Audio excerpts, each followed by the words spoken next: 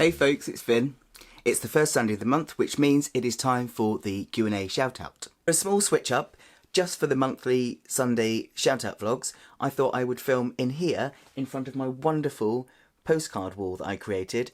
One, because I'm incredibly impressed with myself, I managed to be this creative, and two, because it contains wonderful postcards that I've been sent from lovely people that I've met here on YouTube. So thank you all very much for your wonderful postcards. On to this month's question.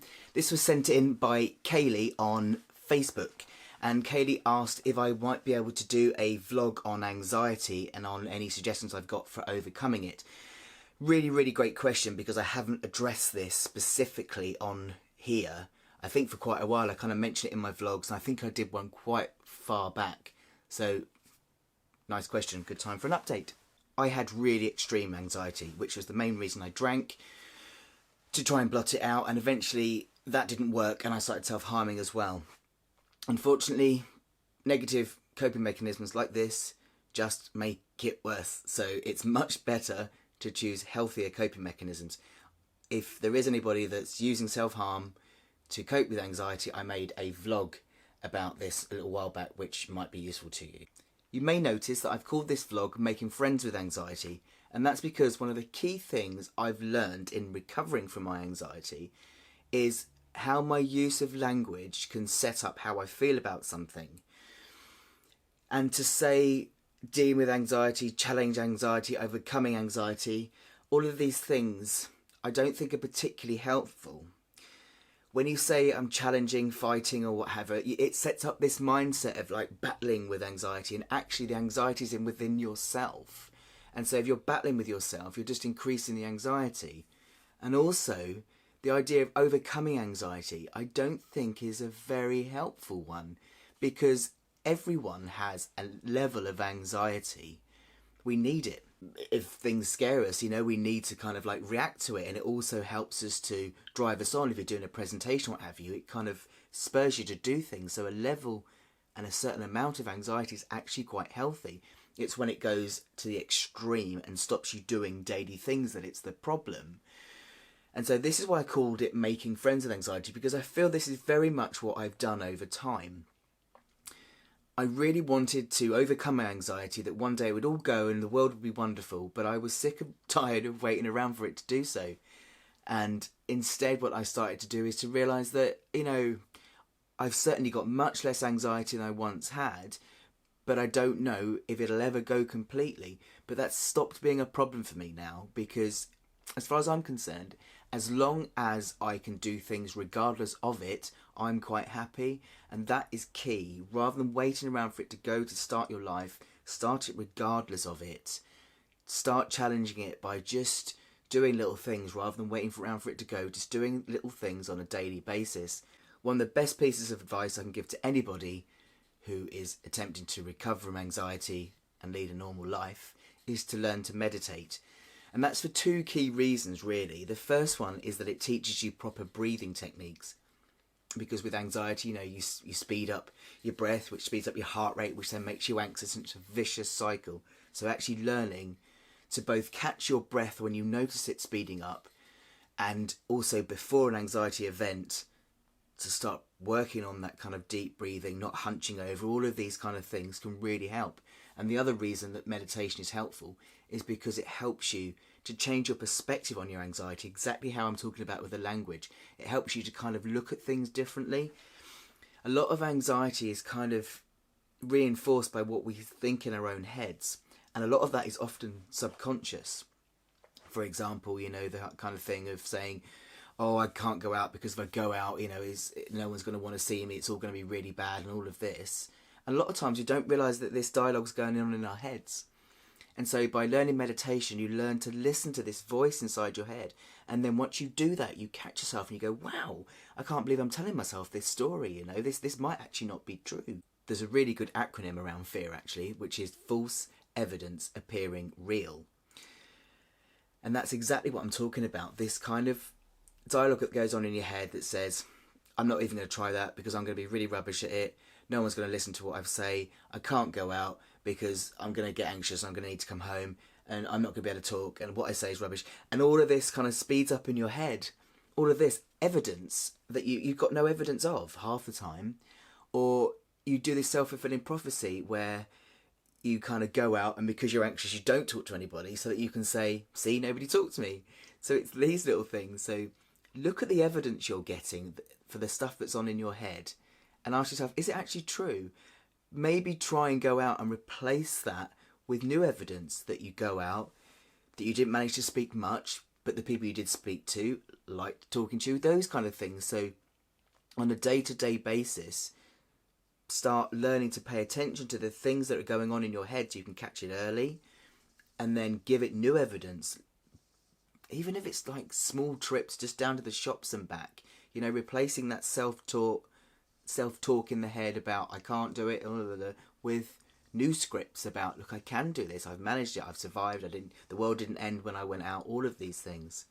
Meditation and getting in touch with yourself and learning to listen to yourself also really, really helps you to start balancing things more, because what's common in people with anxiety, is definitely for me anyway, is that self-esteem is rock bottom. I feel really bad about myself most of the time.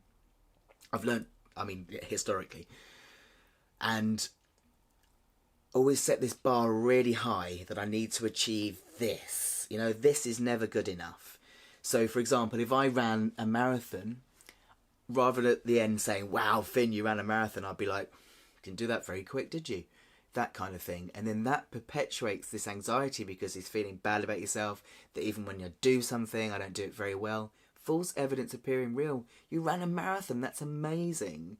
So it's definitely, for me, anxiety has been a shift in perspective, starting to question the stories I tell myself and starting to look at new evidence. Anxiety does not go away overnight. So another thing to be clear about with yourself is, yes, you want to be in a life where anxiety no longer holds you back, but you've got to travel this distance to get there. So you need to pay attention to the now, the little things in the day, and that's where this balance comes in terms of, for example, worst case scenario, when you're really bad anxious and even getting out of bed is anxiety provoking, so you don't. Okay, so then the next little step would just be to get out of bed. Get up out of bed, make a cup of tea and come back to bed. And then rather than saying, see, that's all I can do, you say, wow, 2 days I didn't manage to do that, today I managed. And congratulate yourself. Don't compare it to what anyone else is doing. No one else has your life. This is your life. If you've not managed to get out of that bed until today, and today you did it and you got yourself a cup of tea, give yourself a pat on the back for that. Because it sounds little, but to you it's a mountain. You know, this was certainly the case with me. I mean, if you watch my vlogs, you'll see that last week I ventured to Wales on my own. I think that's the furthest I've been on my own since I've recovered. And not just to a festival, but I went walking in the Brecon Beacons with a map, and I'm not very good at map reading. I was quite anxious quite a lot of the time, am I going to get lost and all of that? But I did it, and the thought of doing that like 7 years ago just wouldn't have happened. I mean, I could barely get out my front door. I couldn't open mail. I couldn't talk to people, all of this stuff. And now I'm in Wales, you know, it's incredible. And I say this because it just shows it is possible, but I didn't do it overnight. I've taken years, actually, because I had a lot to sort out, of just small things day to day and making sure to congratulate myself on them en route, and those one day at a time have suddenly added up, and now the world is so much bigger. As they say, and there's so much truth in this, if nothing changes, nothing changes. You have to get out of your comfort zone, and that doesn't mean going from here to Wales. It means, here's my comfort zone. Okay, my comfort zone currently is my front door. The front door step is really out of it, so just put yourself on the front doorstep. Gradually, every day, challenge this comfort zone, make it bigger, gradually expand it, and then, you know, all of a sudden you'll look back and go, wow, my world was once this tiny because anxiety kept me a prisoner, and now I still have anxiety, but I'm still able to go out. Getting good support is a really good thing, whether that is in a specific support group for people with anxiety, or whether it's just supportive friends. Things I did in the early days would be to make sure friends knew what was going on. I'd be very honest, people I could trust what was happening, so that I could still do things with them, because I stopped doing anything because I didn't want to let people down. So I'd say, well, I can't come out, because the idea of going out, say to a picnic somewhere, the idea of kind of going there and I think, oh God, I've got to get there, that's going to be really hard, and then we're going to have to eat in front of people and that makes me anxious, and then lots of people are going to talk to me, there's going to be people I don't know, and before I know it, I can't go. Whereas if your friends are supportive, you can say, okay, I'll do what I can. So even if you just get to the picnic and you say hi and you go home, your friends will be so pleased to see you and you've done your best. So you're not setting yourself up that you've got to achieve all of this. You just do the best you can manage. So my key things I would suggest would be very much to take it one day at a time, to remember that a level of anxiety in our lives is normal. It's part of the fight or flight reaction when we're stressed or scared. So you might not get rid of all of it, but if you can get rid of enough of it or make friends with it enough to live your life, you do it one day at a time. You do it with love for yourself. You congratulate yourself on every step, no matter how small you perceive that step to be. And most importantly, remember, you're not alone. Because feeling alone, feeling like you're the only one in the world that has this issue, just makes it worse and perpetuates it. So, you know, getting in touch with people that get it is really, really helpful. I really hope that helped in some way. And I just really want to say that it is possible.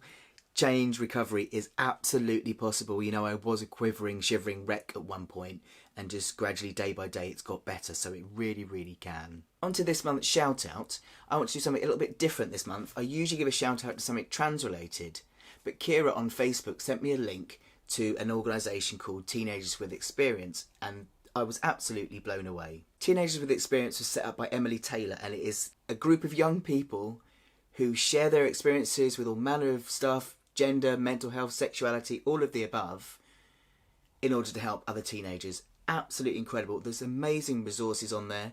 So I will put a link to that at the bottom.